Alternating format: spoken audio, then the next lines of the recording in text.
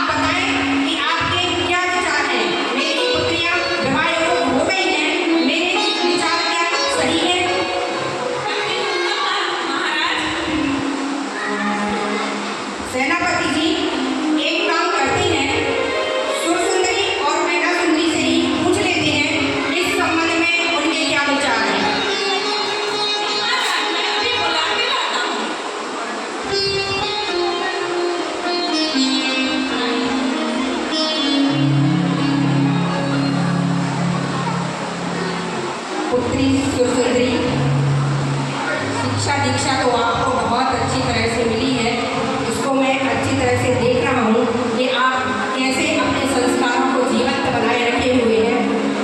अब मुझे ऐसा लग रहा है कि आप विवाह योग्य हो गई हैं। क्या आप विवाह के लिए तैयार हैं? पिताश्री, जैसा आप मुझे समझें। आप मुझे निसंकोच होकर बता सकती हैं पुत्री, अगर आपके मन में कोई है, कोई राजकुमार को आप पसंद करती हैं, तो आप मुझे बता सकती हैं कि मैं उनसे संबंध करना चाहती हूँ। पिताश्री, लेकिन मैं ठीक है, अगर आप मुझे नहीं बताना चाहती तो अपनी माँ को तो बता सकती है। महारानी जी, पूछिए पुत्री से कि उनके मन में है क्या कोई? बेटा सुंदरी, तुम्हारे मन में कोई है तो मुझे अवश्य बताएं, मैं महाराज से स्वयं बात करूँगी। माताश्री, है तो पिताश्री ने पूछा है मुझसे, तो मैं अपने मन की बात बता ही रही हूँ। मुझे कौसंबी नरेश में पुत्र अरिगमन बहुत पसंद है और मैं उन्हीं से विवाह करना चाहती हूँ। ये तो बहुत अच्छी बात है, मैं महाराज से बात करूँगी। महाराज, आपने सुना सुंदरी ने क्या कहा? ये तो अच्छी बात है। कौसंबी के नरेश तो मेरे मित्र हैं। अगर ये मित्रता सेनापति जी रिश्तेदारी में बदल जाए तो कैसा रहेगा?